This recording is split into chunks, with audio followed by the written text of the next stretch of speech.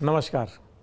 राजस्थान में भजनलाल सरकार को 2 साल पूरे हो चुके हैं और सरकार ने अपने पहले ही वर्ष में राइजिंग राजस्थान जैसे बड़े निवेश उत्सव का आयोजन किया। हाल ही में कुछ दिन पहले प्रवासी राजस्थान दिवस का भी आयोजन हुआ। ये दोनों ही उत्सव बड़ी मात्रा में राजस्थान में निवेश और निवेशकों को आकर्षित करने में सफल रहे और ये तो आप कह सकते हैं कि सरकार का कामकाज, राजनीतिक इच्छा शक्ति और राजस्थान का निवेश के लिए उपयुक्त स्थल होना महत्वपूर्ण है। लेकिन ये भी बहुत महत्वपूर्ण है कि राजस्थान की छवि एक ऐसे प्रदेश की है जो एक शांत प्रदेश है, जहाँ कानून व्यवस्था अच्छी है, जहाँ निवेशक, व्यापारी, उद्योगपति सबके लिए सुरक्षित वातावरण है। तो उसको देखते हुए राजस्थान में बड़ी मात्रा में निवेश आकर्षित हो रहा है और मैं समझता हूँ इसके लिए जो क्रेडिट है वो राजस्थान पुलिस को दिया जा सकता है। हालांकि अपराध और अपराधियों के बदलते हुए पैटर्न, बढ़ता हुआ cyber crime, online fraud, gangsters की उपस्थिति, तस्करी, नशे का कारोबार, बढ़ती हुई सड़क दुर्घटनाएं और आम जन में पुलिस को लेकर विश्वास की कमी, ये कुछ ऐसी चुनौतियां हैं जिनसे राजस्थान पुलिस को डेली 2-4 होना पड़ता है। तो आज इन सब मुद्दों पर बात करने के लिए हमारे साथ कीनोट कार्यक्रम में, अगर मैं अनौपचारिक भाषा में कहूँ तो राजस्थान का सबसे बड़ा पुलिस वाला यानी डीजीपी राजस्थान श्री राजीव शर्मा, जो कि एक मेहनती और इम्पैक्टफुल इफ़ेक्टिव अफसर की छवि रखते हैं, हमारे साथ मौजूद हैं। राजीव शर्मा साहब, आपका बहुत बहुत स्वागत है। नमस्कार। आपसे इस तरह की गंभीर बातों पे भी बात करेंगे और राजस्थान पुलिस को क्या चुनौतियां हैं और उनके लिए आपने क्या स्ट्रेटजीज़ बनाई हैं, ये भी बात करेंगे। लेकिन हम चाहेंगे पहले आपके प्रारंभिक जीवन के बारे में बात करें। कैसे आप आईपीएस में आए, आपकी प्रारंभिक शिक्षा दीक्षा कैसे हुई और क्या आईपीएस ही आप बनना चाहते थे या कहीं और जाना चाहते थे और भाग्य ने आपको आईपीएस में ला दिया? प्रारंभिक शिक्षा तो उत्तर प्रदेश में हुई, उसके बाद दिल्ली में राजकीय स्कूल में से 10वीं और 12वीं गवर्नमेंट सेकेंडरी स्कूल से पास किया था और उसके बाद फिर आगरा में ग्रेजुएशन, पोस्ट ग्रेजुएशन और जवाहरलाल नेहरू विश्वविद्यालय से एमफिल किया था। उसके बाद वहीं से ही सीधे फिर इसमें चयन हुआ। तो आप आईपीएस ही बनना चाहते थे? एक सरकारी सेवा में, सिविल सर्विसेज में ही आने का था, तो उसमें आईएफएस, आईएएस और आईपीएस, ये 3 में से किसी एक सेवा में आने का मन था। चलिए, आपने अच्छा, जिलों में आप एसपी रहे, उसके बाद अनेक उच्च पदों पर रहे, वहाँ पे आपने बहुत नाम कमाया। अब एज डीजीपी राजस्थान आप ऐसा क्या करना चाहते हैं कि आपका कार्यकाल एक यादगार कार्यकाल बने? सबसे जो प्रमुख प्राथमिकता है वो है कि हमारे थाने जनता को जितना हम उसको फ्रेंडली कर सकें, कि किसी भी व्यक्ति को थाना जाने में, अपनी बात हम तक पहुंचाने में कोई मदद चाहिए तो उसको पाने के लिए किसी को कहने की ज़रूरत ना पड़े, किसी से फ़ोन करके, किसी से कहलवा के थाना ना जाना पड़े और सीधा उसको जाना के लिए सोचना नहीं पड़े कि मेरे को किस तरह का वहाँ पे व्यवहार होगा या किस तरह का वहाँ का माहौल होगा। तो पहला प्राथमिकता ये है कि हम अगर अपने लोगों को इस स्तर तक हम तैयार कर दें कि कोई भी परिवादी जिसको पुलिस से कोई भी मदद चाहिए वो निसंकोच और बिना किसी बात को सोचे और सीधे थाने में जाके मदद मांग सके। तो वो अगर हम कर पाएंगे, वो है कि हमारा व्यवहार अच्छा हो। और दूसरा, जो भी छोटा मोटा अपराध हो, चाहे बड़े से बड़ा अपराध हो, उनके मन में इस तरह का भय हो कि राजस्थान उनके लिए ठीक जगह नहीं है और चाहे वो छुप के करना चाहें, चाहे वो राज्य के बाहर से ऑपरेट करना चाहें या विदेश से ऑपरेट करना चाहें, उनके हर तौर तरीके का हमारे पास सख्ती से हम उनको ऊपर कार्रवाई करें और यहाँ जो उनको मदद करते हैं किसी भी इस तरह से डायरेक्टली इनडायरेक्टली, उन पर हमारी सख्ती बनी रहे ताकि कोई भी इस तरह की दुष्चेष्टा नहीं कर पाए। तो जो आपने पहली बात कही कि आम जन के लिए आप इसको फ्रेंडली बताना चाहते हैं, तो एक तरह से आपने अपना जो पुलिस का ध्येय वाक्य है उसी को डिकोड कर दिया कि आमजन में विश्वास और अपराधियों में भय। बिल्कुल, बिल्कुल ये दोनों ठीक है। बातें आपने उसी से रिलेटेड कही। लेकिन मैंने देखा ये आम आदमी को पुलिस के साथ इंटरेक्शन में दिक्कत नहीं हो तो पहले पुलिस थानों में रिसेप्शन काउंटर बनाए गए, स्वागत कक्ष बनाए गए। उसके बाद जो बीट इंचार्ज होते थे उनके नाम नंबर सार्वजनिक स्थानों पर डिस्प्ले किए गए ताकि लोग उनसे कम्युनिकेट कर सकें। उसके बाद ऑनलाइन एफआईआर का सिस्टम चालू हुआ। लेकिन अभी भी किसी को अगर ईमानदारी से पूछें तो वो थाने में जाने में डरता है और उसको पुलिस वाले की वर्दी से भय लगता है। तो थानों में कोई ऐसा नहीं हो सकता कोई प्राइवेट एजेंसी या बिना वर्दी का आदमी उसको मिले, वो पहले उसकी बात समझ ले, उसको एफआईआर लिखने में मदद कर दे और फिर उसको एसएचओ या जो भी ड्यूटी ऑफिसर है उससे इंटरेक्ट कराए? ऐसा कुछ नहीं, जो थाने में जो स्वागत कक्ष बनाए गए थे उसके पीछे मंशा यही थी कि वहाँ की व्यवस्था इस प्रकार की हो कि लोगों को वहाँ पे जाके एक तसल्ली मिले और वहाँ पे एक व्यक्ति इस तरह का मिले जो उनके साथ अच्छे तरीके से बात करे और उनको गाइड करे कि उनकी अगर जिस प्रकार की समस्या है, मान लीजिए कोई महिला है तो फिर हमारे थाने में जो भी महिला अधिकारी है उसको वहाँ बुलाए तत्काल और उनकी बातचीत करा के समझने की कोशिश करे। या कोई अपराध घटित हुआ है उसकी सूचना है तो जो भी वहाँ पे वरिष्ठ अधिकारी मौजूद है उसको बुला के बात करे, उसकी रिपोर्ट दर्ज करे और वहाँ पे उनको अच्छे तरीके से बिठा के बात करने का, उनको बताने का अवसर मिले। तो वही अगर हम ठीक से कर लें तो काफ़ी है, उसमें किसी निजी व्यक्ति को वहाँ पे लाने की आवश्यकता नहीं है। या जैसे मोहल्ला समितियाँ या आपकी शांति समिति होती है, इस तरह के कोई लोग अगर उसमें नहीं, फिर वो वही जो मैं शुरू में कह रहा था ना कि हम चाहते हैं कि लोग सीधा हमारे व्यक्ति से जुड़े, हमारे लोगों से जुड़े। और जैसे हमारा बीट कांस्टेबल है तो अगर उस बीट के क्षेत्र के किसी नागरिक को कोई दिक्कत आई है तो वो क्यों नहीं वो सीधा उसको फ़ोन करे और उसकी मदद ले, बजाय इसके कि वो अपने स्थानीय किसी और स्तर की मदद के बारे में सोचे। तो बीट कांस्टेबल का होना चाहिए कि उसका नंबर सारे नागरिकों के पास हो और वो उनको इतना विश्वास हो कि वो उससे बात करेंगे तो वो उनके लिए जो भी मदद चाहिए वो उपलब्ध कराएगा। तो इसी से जुड़ी हुई बात यह है कि अभी अगर किसी को कोई अपराध घटित होने की सूचना देनी होती है या अपराध तो उसको लगता है कि अपराध होने वाला है, उसकी सूचना देनी होती है तो सबको पता है 100 नंबर पर डायल करो। लेकिन एक ये भी आशंका रहती है कि 100 नंबर पे एक पे ही पूरे शहर की सूचनाएं जाती हैं तो ये हो सकता है बिज़ी होगा और कई बार बिज़ी होता भी है। तो क्या हम ऐसा नहीं कर सकते जैसे अगर 100 नंबर इसका है तो अलग अलग थानों को ऐसा ही 3 डिजिट का आसान नंबर दे दें? मान लीजिए 500 से सीरीज़ टेलीकॉम डिपार्टमेंट से बात करके शुरू करा दी, 500 नंबर का थाना जो है सिविल लाइन्स हो गया, 501 नंबर का गांधीनगर हो गया, 502 नंबर का वैशाली नगर हो गया। तो लोगों को ये लगेगा कि हमारे लिए हमारे थाने का ही एक कंट्रोल रूम का नंबर है और हम सीधे वहाँ पर इंटरेक्ट कर सकते हैं।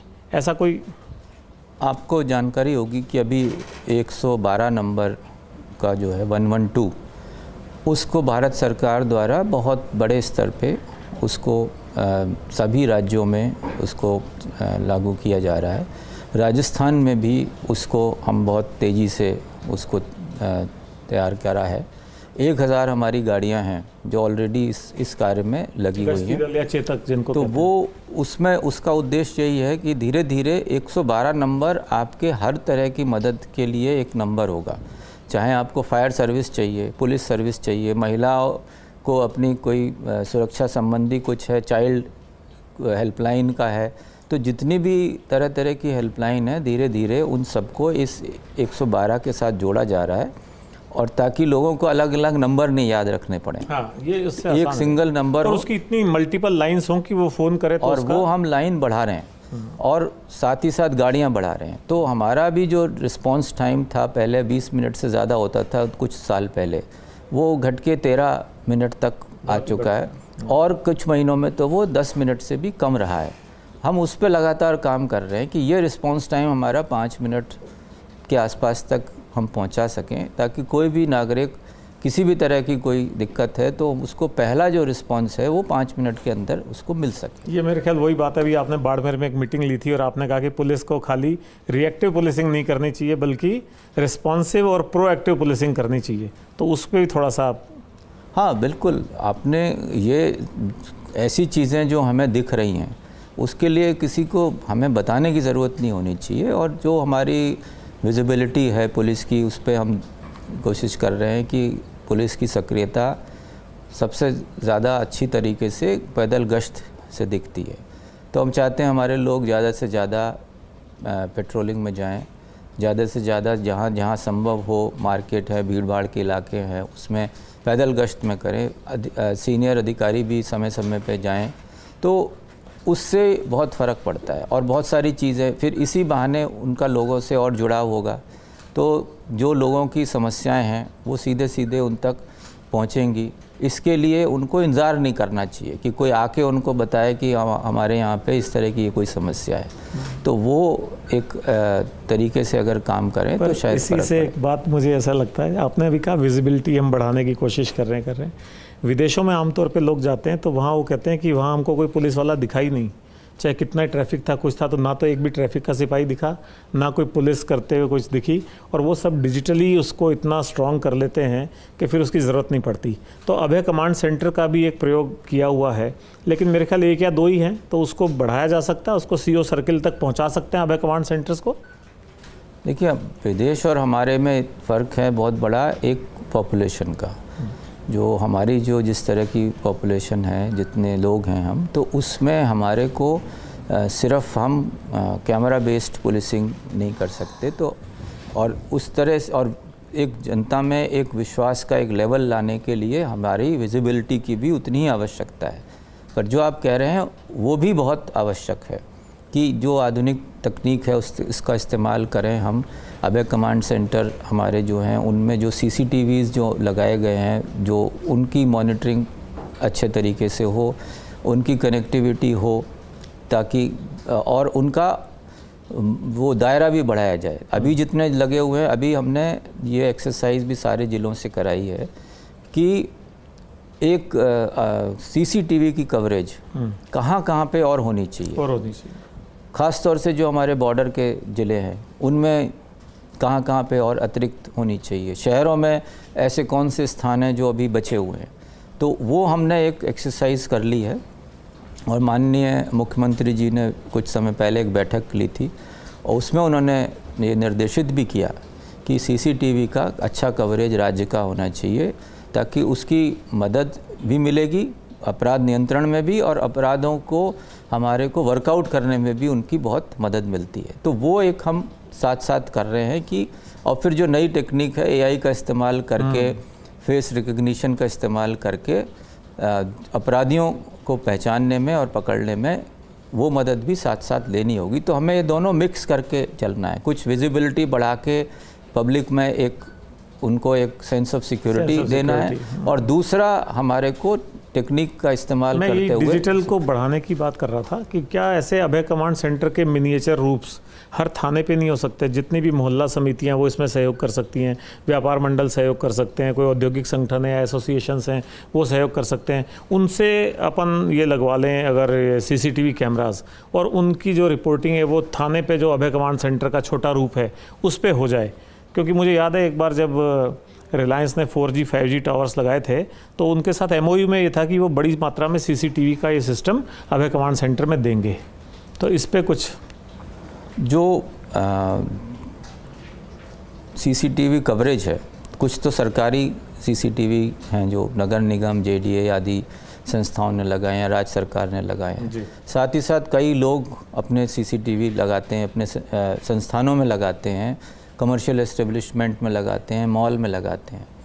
तो कोशिश ये की जा रही है कि जो भी CCTV कवरेज है, चाहे वो सरकारी है चाहे वो प्राइवेट है, उन सब की फीड डिस्ट्रिक्ट कंट्रोल रूम तक आए। बिल्कुल ठीक है। और उनका इंटीग्रेशन इस तरह से हो कि सारे शहर में जितना भी CCTV का कवरेज है उन सबको एक जगह पे उनको एक्सेस मिल सके, ताकि पुलिस को उसको इस्तेमाल करने में सहूलियत हो। थाना स्तर की जो बात कह रहे हैं कि अभी तो control room, district control room पे बैठ के उसको एग्जामिन करने की फैसिलिटी का है, क्योंकि ऑलरेडी अभय कमांड सेंटर बन गए। अब उसकी फीड इसको हम और ढंग से डेवलप करें तो ये भी संभव है जो आप कह रहे हैं कि फिर उसकी उस थाना से संबंधित फीड है उसकी अवेलेबिलिटी थाने स्तर पे भी दी जा सकती है, और वो जब उसको आवश्यकता हो उसके अनुरूप उसको वो देख सकता है। पर ज़रूरी यह है कि सारे जगहों में इसकी कवरेज बढ़े, और जहाँ जहाँ पे भी कमर्शियल एक्टिविटी है, जहाँ भी फुटफॉल 100 लोगों से 200 लोगों से ज़्यादा है दिन में, ऐसे सभी जगहों में सीसीटीवी ज़रूर लगे। एक भजनलाल सरकार की इस बात के लिए पूरे देश में चर्चा है कि यहाँ पिछले 2 साल में अपराध पे अच्छा नियंत्रण हुआ और अपराधों में कमी आई है और साइजेबल कमी आई है। जो सामान्य अपराध हैं उनमें कहते हैं 12-13% कमी आई है, महिला के विरुद्ध अपराधों में भी 20% के आसपास कमी आई है और सारे लूट के वारदात में 40% तक की कमी आई है। तो ये जो कमी आई है, ये क्या सरकार के इकबाल के कारण कमी आई है या राजस्थान पुलिस की कोई विशेष रणनीति थी इस बारे में या कोई स्पेशल एक्शन प्लान था, उससे कमी आई है? अपराध में कमी के पीछे बहुत सारी चीज़ें इसमें ध्यान कंट्रीब्यूट करती हैं और सबसे इम्पॉर्टेंट ऑफ कोर्स पुलिस का इकबाल और पुलिस की कार्रवाई होती है। तो जितनी पुलिस सक्रिय होगी उतना ही अपराध में कमी आने की संभावना होती है। राजस्थान एक ऐसा प्रदेश है पूरे देश में जिसमें आप देखेंगे लगातार अपराधों के रजिस्ट्रेशन को लेके कभी भी किसी भी तरह का दबाव थानों पे नहीं रहा है कि भाई आपको कम करना है, अपराध घटाने के लिए कभी नहीं आता। यहाँ तक कि कुछ श्रेणी में हमारे यहाँ अपराध में काफ़ी केसेस जो दर्ज होते हैं वो झूठे भी पाए जाते हैं। उसके बावजूद भी थाना स्तर पे लोग रिपोर्ट दर्ज करने में आमतौर पे कोई मना नहीं करता है। तो वो एक स्थिति है कि रजिस्ट्रेशन हमारे यहाँ है। पिछले हमने अभी जब अपराधों में हम जब एक स्टैटिस्टिक्स देख रहे थे तो हमने ये भी देखा कि क्या न्यायालय के द्वारा दर्ज कराए हुए अपराधों में कोई संख्या का क्या स्थिति है, तो उसमें भी गिरावट आई है। अच्छा, तो उससे एक तो ये स्पष्ट होता है कि थानों में रजिस्ट्रेशन करने अपना केस कराने में दिक्कत नहीं आ रही है लोग, क्योंकि अब अदालत लोग को कम जाना पड़ रहा है अपना केस दर्ज कराने, खुद ही एफआईआर दर्ज कर रहे हैं थाने। फिर जो नए आपराधिक कानून जो गत वर्ष से शुरू हुए उसमें अब 0 एफआईआर को भी बहुत प्रोमिनेंटली उसकी व्यवस्था की गई है कि यदि आपका जो जिस रिपोर्ट को आप करना चाहते हैं तो आप अपने नज़दीकी थाना से भी उस रिपोर्ट को दर्ज करा सकते हैं और उस थाने की जिम्मेदारी है कि वो उसको संबंधित थाने को प्रेषित करे। यहाँ तक कि अब उसमें भारत सरकार ये कर रही है कि अगर वो किसी दूसरे प्रदेश से भी रिलेटेड है तो उसकी ट्रांसलेट करके भी उसको भेजने की व्यवस्था की जा रही है। तो रजिस्ट्रेशन एज सच देखिए तो उसमें लगातार बहुत सुगम उसको बनाए जाने की कोशिश की है। EFIR की भी व्यवस्था की गई है कि कोई व्यक्ति इलेक्ट्रॉनिकली FIR भेज सकता है और 3 दिन में जाके वो थाने में उसको अगर जाके वेरीफाई कर देगा, साइन करेगा तो वो FIR में उसको कन्वर्ट हो जाएगा। तो अब अपराध कम होने की जो बात आती है तो उसमें ये मैं बताना चाह रहा था कि एक तो रजिस्ट्रेशन में कोई इसके मतलब साथ फेक कोई नहीं है। हाँ, आप ये कहना चाहते हैं फेक नहीं है, तो FIR दर्ज करने में कोई रोक नहीं रहा तो है। वो तो एक तो वो चीज़ नहीं हुई है। दूसरा जो है पुलिस ने लगातार जो अनुसंधान का जो तरीका है, अपराधियों के खिलाफ समय पे कार्रवाई करना, उनको अधिक से अधिक सज़ा दिलाने की कोशिश करना, तो वो सब और लगातार इसमें जैसे आपने देखा होगा गत समय में एंटी गैंगस्टर टास्क फोर्स बनाई गई राजस्थान में, एंटी नारकोटिक्स टास्क फोर्स बनाई गई। तो ये जो स्पेशलाइज्ड जो हैं हमारे यूनिट्स हैं, इन्होंने लगातार अपराधियों पे अंकुश लाने के लिए बहुत सक्रियता से काम किया। बहुत सारे अपराधी ऐसे हैं जिनके खिलाफ कार्रवाई की है, बहुत सारे लोग ऐसे हैं जो इन अपराधियों को सहयोग कर रहे थे, उनके खिलाफ कार्रवाई की गई है। तो उसी का ये नतीजा है कि समय आप देख रहे हैं कि समय दर समय अपराधों में एक गिरावट महसूस हो रही है। महिला अपराधों में कहते हैं 20% के लगभग गिरावट आ गई है जो महिलाओं के खिलाफ अपराध होते हैं। तो क्या महिला थानों की जो डेस्क है या महिला हेल्पलाइन है उसको स्ट्रॉन्ग किया गया है? महिला अपराध राज्य सरकार की बहुत बड़ी प्राथमिकता है कि महिलाओं के प्रति अपराध किस तरह से कम हों और उनको हम कैसे बेहतर सुरक्षा प्रदान करें। तो उसके लिए आपने देखा होगा कि एक तो लगातार महिलाओं की संख्या पुलिस बल में बढ़ाई जा रही है, उनको प्रेरित किया जा रहा है कि ज़्यादा से ज़्यादा इसमें आएँ। तो एक तो उसका फ़र्क पड़ता है कि एक संवेदनशीलता जो हमारे थाने में आज से जब हमने ज्वाइन किया था तब इक्का दुक्का महिला पुलिसकर्मी जिला पुलिस में होती थी और अब प्रत्येक थाने में आपको एक समुचित नंबर हैं जो दिखते हैं महिला सही। पुलिस के। तो एक तो उससे फ़र्क आया है कि महिलाओं के प्रति संवेदनशीलता हमारे थानों में बढ़ी है, और साथ ही साथ महिलाओं में भी ये साहस बढ़ता है अगर वो जाके देखती हैं कि उनकी कोई महिला वहाँ पे सुनने के लिए बात सुनने के लिए है। तो उससे फ़र्क पड़ रहा है। और दूसरा, महिला जो डेस्क बनाई गई, फिर स्पेशल यूनिट बनाई गई है क्राइम अगेंस्ट वेमेन की। हर डिस्ट्रिक्ट में एक एडिशनल एसपी रैंक का अधिकारी है जो महिलाओं के प्रति जो अपराध होते हैं उनकी मॉनिटरिंग करता है। राज्य स्तर पे पीएचक्यू में एक सिविल राइट्स में एक एडीजी स्तर का अधिकारी है जो महिला अपराधों के लिए विशेष रूप से उनकी सुपरविज़न करते हैं। तो इसको लेके कई स्तरों पे विशेष व्यवस्था की गई है ताकि इसमें हमारा फोकस बना रहे। एक चीज़ लेकिन देखने में आती है कि महिलाओं के खिलाफ जो अपराध होते हैं तो लोग कंफ्यूज हो जाते हैं कि उसको शिकायत करने या एफआईआर कराने महिला थाने जाना चाहिए या अपने लोकल थाने में जाना चाहिए। क्योंकि जिस समय 15-20 साल पहले, 25 साल पहले दहेज प्रताड़ना के केसेस बहुत ज़्यादा आते थे, ब्राइड बर्निंग के केसेस आते थे, तब शायद ये महिला थानों की स्थापना हुई थी। तो अब लोगों को ये क्लियर नहीं कि महिलाओं के अपराध के लिए कौन से महिला थाने जाए या लोकल पुलिस स्टेशन जाए, ये कैसे? उसमें हमारी तरफ से ये नहीं है कि आपको महिला थाना ही जाएंगे तभी आपकी रिपोर्ट दर्ज होगी।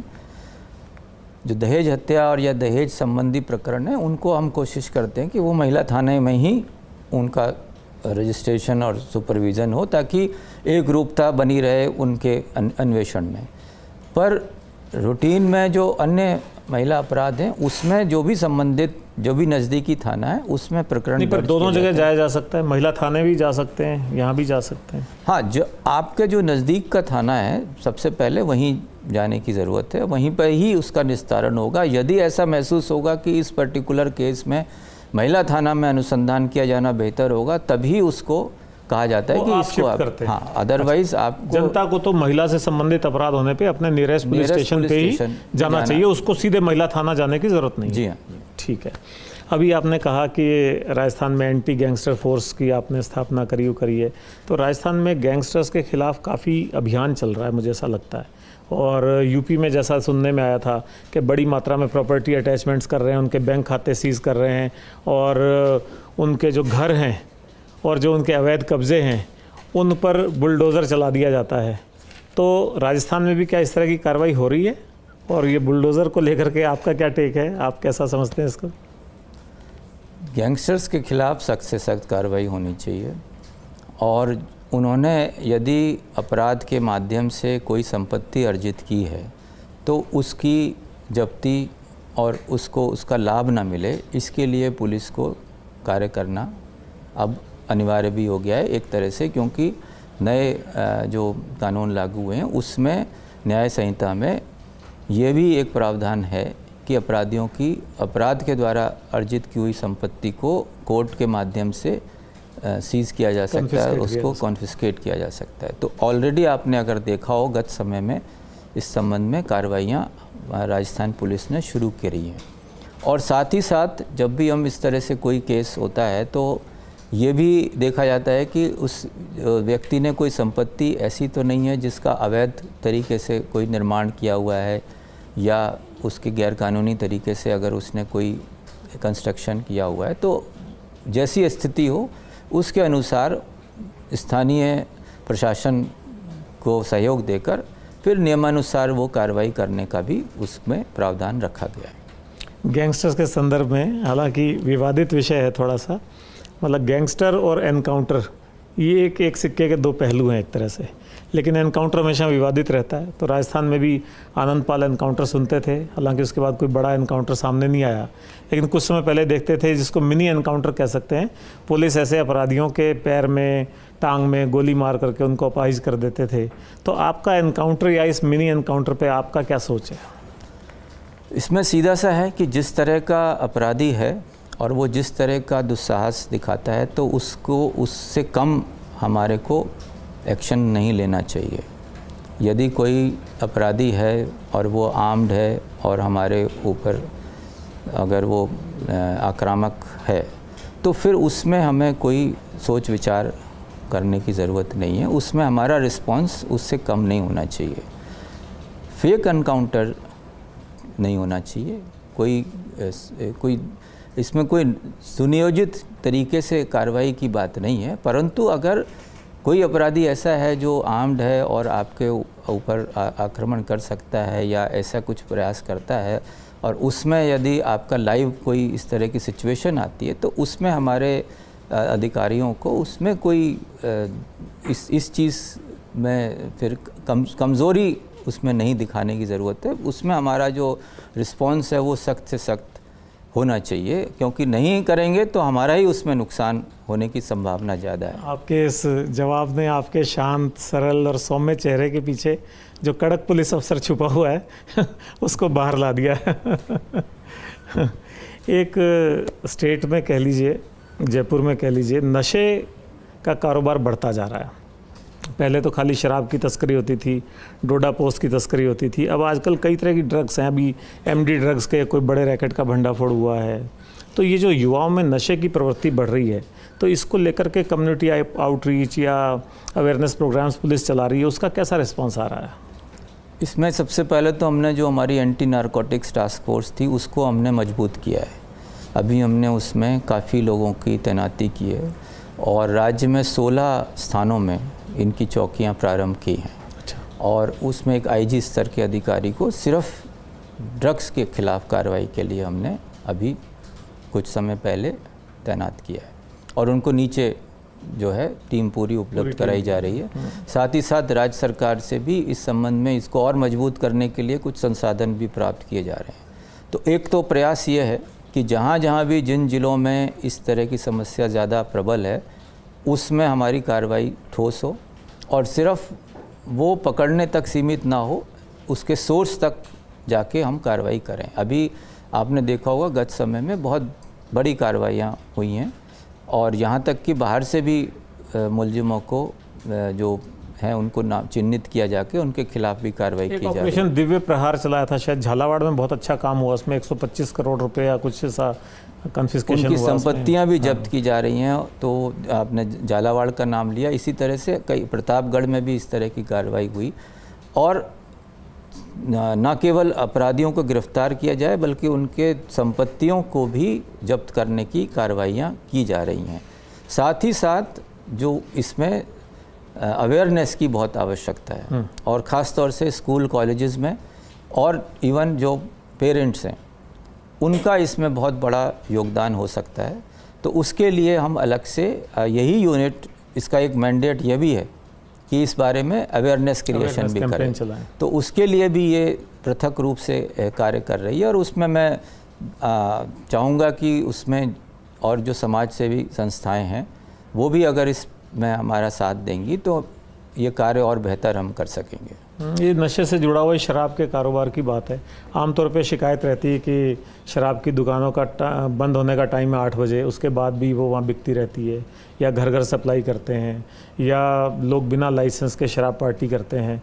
तो इसमें आप क्या आबकारी विभाग के साथ समन्वय से कार्रवाई करते हैं या सीधे पुलिस भी कार्रवाई कर लेती है? ये आबकारी विभाग से संबंधित कार्य है तो इसमें उनके द्वारा कार्रवाई की जाती है, पर पुलिस का इसमें पूरा सहयोग है। जहाँ जहाँ भी इस तरह की कोई शिकायत आती है तो उसमें हमारे स्तर से जो संभव है वो हम करते हैं। बाकी आबकारी विभाग को इसमें हमारा पूरा सहयोग है और आगे भी रहेगा कि इसमें अगर कोई गलत तरीके की कार्रवाई है तो उसमें पूरा सहयोग हमारे पुलिस अधिकारियों को इस संबंध में क्लियर डायरेक्शंस हैं कि पूरा मदद करनी। एक जयपुर के मामले में ये अक्सर बात आती है कि पुलिस ने अनावश्यक रूप से सख्ती कर रखी है, चाहे वो बार हैं, चाहे वो कैफ़ेज़ हैं, चाहे वो डिस्को हैं, और उनको 12 बजे बंद करा दिया जाता है। जबकि जयपुर एक पर्यटन का प्रमुख केंद्र है, जो पर्यटक आते हैं तो उनको भी नाइट लाइफ की इच्छा होती है। जो यहाँ मल्टीनेशनल कंपनीज़ हैं उनके जो स्टाफ है उनकी नाइट शिफ्ट ख़त्म होती है, वो भी नाइट लाइफ के लिए बार्स में, क्लब्स में जाना चाहते हैं। तो वो 12 बजे बंद करा देने से अब ऐसा देखने में आता है कि लोग गाड़ियों में ही, सड़कों पे घूमते हुए ही इस तरह का शराब का सेवन करते हुए मिल जाते हैं, या फिर वो पार्टियों का एक कल्चर चेंज हो गया है कई लोग गुड़गांव जाने लग गए हैं, कई लोग जयपुर शहर से थोड़ा दूर जाके फार्म हाउस पे या वो एयरबीएनबी पे कमरा या मकान लेकर के उसमें पार्टियां करते हैं। अभी 2-3 दिन पहले दौसा में खावा पैलेस नाम से एक जगह है, वहाँ पे एक बड़ी पार्टी हुई, दिल्ली से 300-400 लोग आए और उन्होंने पूरी रात पार्टी करी और फिर वो गए। तो इस बारे में कोई एक संतुलित दृष्टिकोण मेरे ख्याल होना चाहिए। पुलिस का जो आप कह रहे हैं ना, पुलिस का इसमें रोल ये है कि जो भी समय निर्धारित किया गया है इन व्यावसायिक संस्थानों को ऑपरेट करने का, उसकी पालना कराएं। तो ये डिपेंड करता है कि राज्य सरकार द्वारा क्या समय सीमा निर्धारित की गई है किसी दुकान के खुले रखने की या किसी नहीं, मेरे ख्याल में पुलिस कमिश्नर लेवल पे हुआ है ये, नहीं, राज्य सरकार इसमें का नहीं। जो इसमें राज्य सरकार के स्तर से निर्धारित किया जाता है कि दुकानों के खुलने का क्या समय होगा, प्रतिष्ठानों के खुलने का क्या समय होगा, होटल में रेस्टोरेंट्स के बंद होने का क्या समय होगा। तो उसमें ये पॉलिसी जो मेकिंग है तो वो उस वहाँ से डिसाइड मुझे ऐसा लग रहा है आप इसका उत्तर थोड़ा इवेज कर रहे हैं सर। मतलब आपकी क्या सोच है, क्या होना चाहिए? रात को देर तक, जैसे गुड़गांव चले जाइए, गोवा चले जाइए, रात को 3 बजे 4 बजे तक है, हो सकता है उतना तो संभव नहीं हो, लेकिन 2-1 बजे 1 बजे तक कुछ होना चाहिए। आपका व्यक्तिगत सोच क्या है, कैसा होना चाहिए नाइट लाइफ के बारे में? सुनने में नाइट लाइफ एक नेगेटिव वर्ड लगता है, लेकिन ऐसा नहीं है। लोग जाके खाना खाते हैं, थोड़ा बहुत जो बार में बैठते हैं वो करते हैं, वरना वो चीज़ें दूसरी जगह करेंगे। आपकी अपनी सोच क्या लगती है इसमें, कितना अलाउ करना चाहिए? इसमें एक स्थान के कल्चर पे डिपेंड करता है कि ट्रेडिशनली उस स्थान का कल्चर कैसा रहा है। तो अलग अलग शहरों के अलग अलग कल्चर हैं। आप गुड़गांव का कहते हैं, आप गोवा की बात कर सकते हैं, आप बॉम्बे की बात कर सकते हैं, फिर विदेशों की बात कर सकते हैं। तो उसमें कई चीज़ें उसके साथ आ जाती हैं कि वहाँ पे किस तरह का कल्चर है, वहाँ पे लोगों का किस तरह का डिसिप्लिन है, किस तरह का सेल्फ डिसिप्लिन है। तो बहुत सारी चीज़ें के लिए आपको वहाँ के लोग कितना उसके लिए तैयार हैं, वहाँ के लोग उस तरह से किस तरह से उनका रिक्वायरमेंट है। तो आपको सिर्फ टूरिस्ट का ही नहीं सोचना है, आपको स्थानीय नागरिकों की सुविधा का भी सोचना होता है। तो ये एक बैलेंस बना के ही ये सब चीज़ें निर्धारित हो सकती हैं कि वहाँ का स्थानीय कल्चर कैसा है, वहाँ के लोकल लोगों का क्या, उनकी किस तरह की डिमांड्स हैं, उनको किस तरह की व्यवस्था चाहिए। और फिर आता है टूरिस्ट का कि टूरिस्ट को हम एनकरेज भी करना चाहते हैं, but not at the expense of local resident. तो ये सब एक बैलेंस बनाने की बात है। तो उसमें टूरिज़्म डिपार्टमेंट के साथ और अगर किसी के सुझाव हैं तो उनको लेके हम टूरिज़्म डिपार्टमेंट के साथ और राज्य के अन्य विभागों के साथ बैठ के इस पर चर्चा करके नीति निर्धारित की जा सकती है। अच्छा, अभी आपने बात की थी नए कानूनों की, जो 3 अच्छे बड़े नए कानून आए हैं। केंद्र सरकार का भी इच्छा है कि उनका प्रचार प्रसार होना चाहिए। भारतीय न्याय संहिता है, भारतीय साक्ष्य संहिता है, भारतीय नागरिक सुरक्षा संहिता है। तो इसका कहा ही जाता है कि ये जो कानून आए हैं नए, ये न्याय देने के लिए हैं, दंड देने के लिए नहीं है। और दूसरा, इसमें जो time bound investigation, time bound कोर्टों से निर्णय होना और डिजिटल साक्ष्य को एक्सेप्ट करना, और ये कहना कि ये अपराधी केंद्रित नहीं है बल्कि विक्टिम केंद्रित हैं, तो ये सब बातें बहुत अच्छी लगती हैं। लेकिन यही संसाधन है, यही नफरी है आपके पास, यही स्टाफ है, तो कैसे टाइम बाउंड इन्वेस्टिगेशन कर पाएंगे? जो अभी व्यवस्था है उसमें कैसे सुधार ला पाएंगे? उसमें एक तो सभी जो नए प्रावधान हैं न्याय संहिता के, उनके बारे में सबका एक बार सभी का प्रशिक्षण हुआ है और अब उनका रिफ्रेशर कोर्सेज भी शुरू किए गए हैं। और जो समय सीमा की बात हम करते हैं तो उसमें इन नए जो न्याय संहिता हैं, इनमें मुख्य जो फोकस है वो डिजिटल और फॉरेंसिक एविडेंस के इस्तेमाल का है। उसके पीछे 2 कारण हैं। पहला कारण ये है कि अगर डिजिटल और फॉरेंसिक एविडेंस अच्छी है किसी केस में, तो आपकी एक सॉलिड एविडेंस है ये, जिसको काटना जिसके बारे में मुश्किल होगा।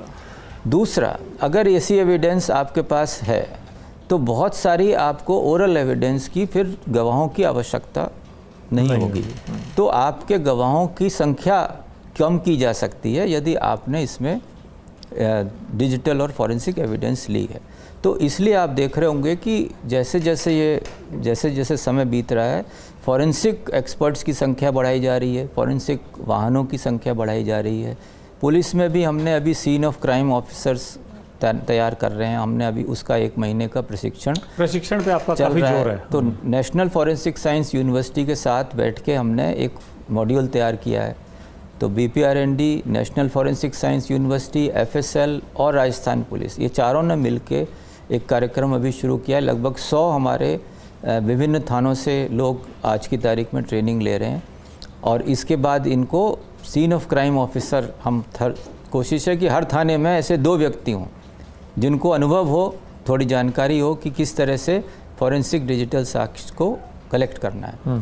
तो जैसे जैसे इसका इस्तेमाल बढ़ेगा, समय सीमा में अपने आप आएगा। दूसरा, अब समय सीमा सिर्फ इन्वेस्टिगेशन की नहीं है, बल्कि न्यायालय में भी कई स्तरों पे समय सीमा लाई गई है। तो उसका भी आपको असर देखने को मिलेगा जब तेज़ी से ये प्रकरण न्यायालयों से भी डिसाइड होना शुरू होंगे। अब पुलिस से रिलेटेड एक ट्रैफिक बहुत बड़ा इशू है। आमतौर पे कहते हैं कि अगर VIP मूवमेंट ठीक से हो जाए और अखबार में छपने लायक कोई जाम नहीं लगे तो फिर ट्रैफिक पुलिस को थोड़ा आराम रहता है और बाकी बचे हुए समय में वो अपना रेवेन्यू के टारगेट्स पूरा करने के लिए चालान वगैरह में लग जाते हैं। लेकिन ट्रैफिक के जो असली इश्यूज़ हैं, जहाँ बॉटलनेक्स हैं, जहाँ कोई अवरोध हैं, जहाँ उसको ठीक करना चाहिए, उसके लिए ट्रैफिक पुलिस को टाइम नहीं मिल पाता है। तो इस बारे में कोई ट्रैफिक का मास्टर प्लान बनाना या ट्रैफिक में सुधार लाने के लिए आपके दिमाग में कोई योजना है? ट्रैफिक निश्चित रूप से एक ऐसी चीज़ है जिसको आम आदमी दिन प्रतिदिन उसका सामना करता है और कुछ हद तक पुलिस के कार्य के बारे में धारणा भी उससे बनती है। तो उसके लिए बहुत बड़ी चैलेंज है ये हमारे लिए, ये सही बात है। और जिस तरह से पिछले वर्षों में वाहनों की संख्या बढ़ी है, उतना उस अनुपात में शायद सड़कों का और ओवरब्रिज कहें या फ्लाईओवर्स करें या सबवेज, अंडरवेज करें, उनकी संख्या में शायद इतनी वृद्धि नहीं हो पाई। तो उससे ही क्या कारण आप देखते हैं कि सड़कों पे बहुत दबाव बढ़ रहा है। तो उस परिस्थिति में हमारे लोगों को भी उसी तरह से दबाव महसूस हो रहा है।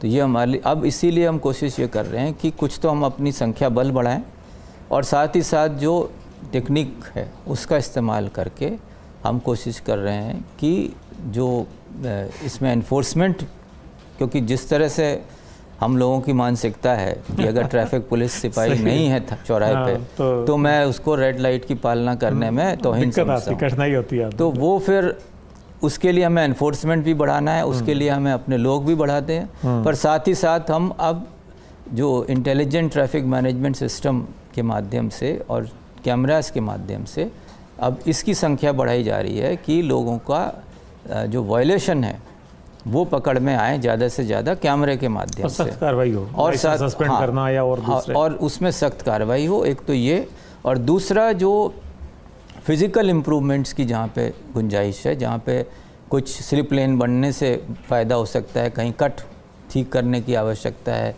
तो जो छोटे छोटे चेंजेस करने से हो सकता है, तो उसमें भी सर्वे करा के JDA के साथ मिलके, जैसे जयपुर की बात करें तो उसके लिए कोशिश की जा रही है। और आपने अगर जयपुर से बाहर निकल के देखा हो तो अभी हमने लेन ड्राइविंग पे शुरुआत कराई है कि जो नेशनल हाईवे है उस पे भारी वाहन जो हैं वो सड़क के सबसे बाईं ओर लेन में चलें।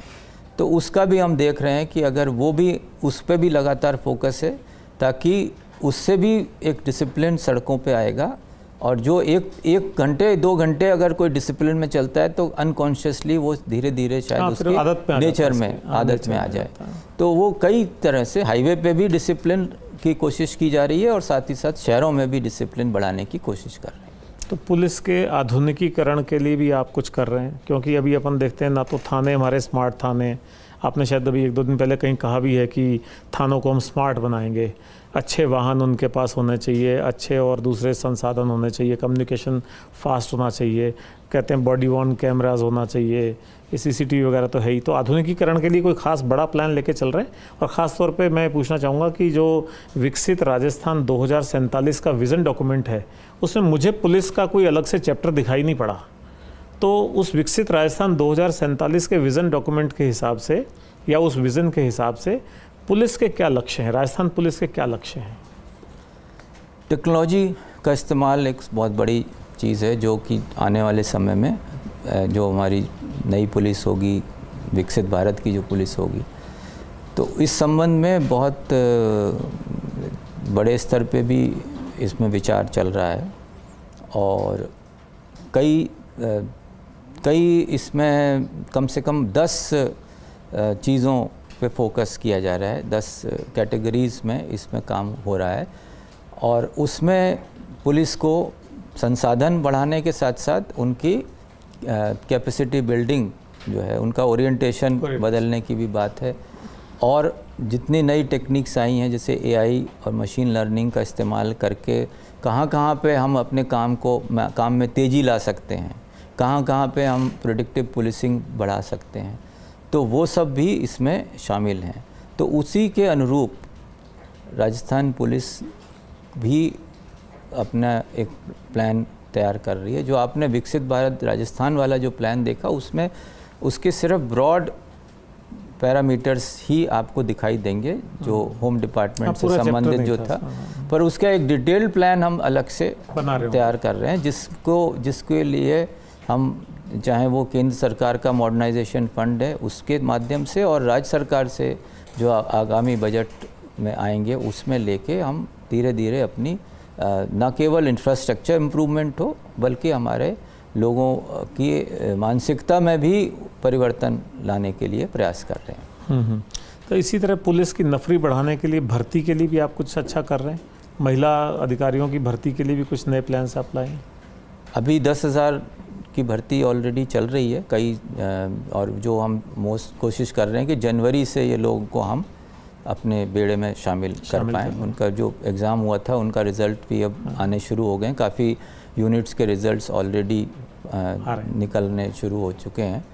तो वो हमारे पुलिस बल में जनवरी में उम्मीद करते हैं कि 10,000 लोग शामिल होंगे और इसके बाद फिर इस बीच में कुछ प्रमोशंस हमारे रुके हुए थे, उसको हमने काफ़ी उसमें तेज़ी लाने की कोशिश की है और अब जो वैकेंसीज़ बची हुई हैं उसके लिए हम राज्य सरकार से अब रिक्वेस्ट करेंगे कि आगामी बजट में हमें कुछ और वैकेंसीज़ को भरने के लिए अनुमति प्राप्त हो। अच्छा, एक उत्सुकता होती है कि आप शीर्ष स्तर पे बैठे हैं पुलिस में और पुलिस मुख्यालय जयपुर में बैठते हैं और राजस्थान भौगोलिक दृष्टि से सबसे बड़ा प्रदेश है।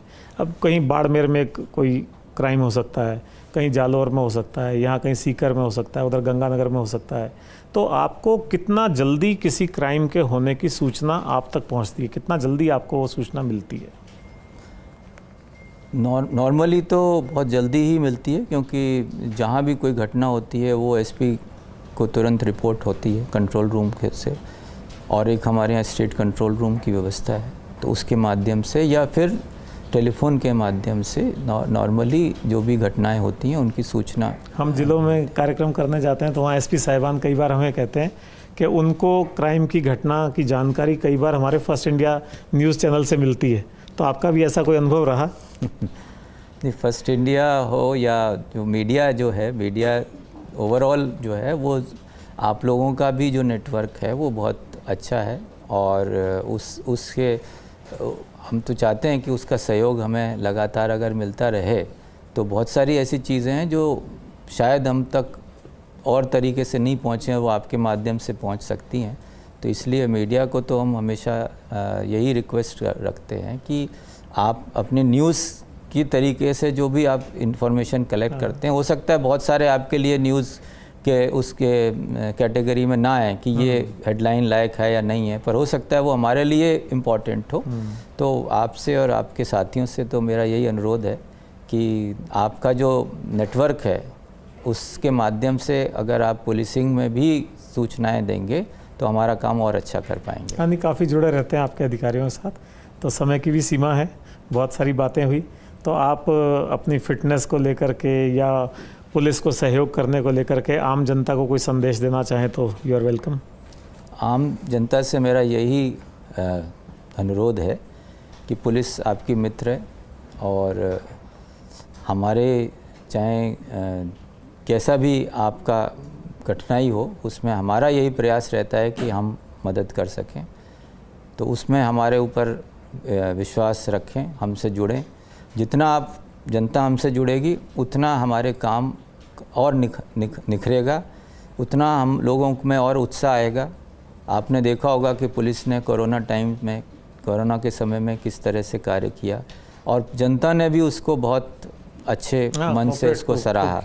तो पुलिस वही थी जो कोरोना काल से पहले थी और जो कोरोना काल के समय थी, और वही पुलिस अभी भी है। तो जिस पुलिस को आपने कोरोना काल में फूलों से बरसा के आपने स्वागत किया, उन पे भरोसा किया, उनके कार्य को सराहा, तो वही पुलिस आज भी है। और यही मैं अपने पुलिस साथियों से कहता हूँ कि हमारे साथियों ने ये महसूस किया कि अगर थोड़ा भी हम अच्छा काम करते हैं तो पुलिस के कार्य को लोग, और मीडिया ने भी बहुत उसको सराहा, तो सभी ने उसको, हर स्तर पे उसकी प्रशंसा हुई।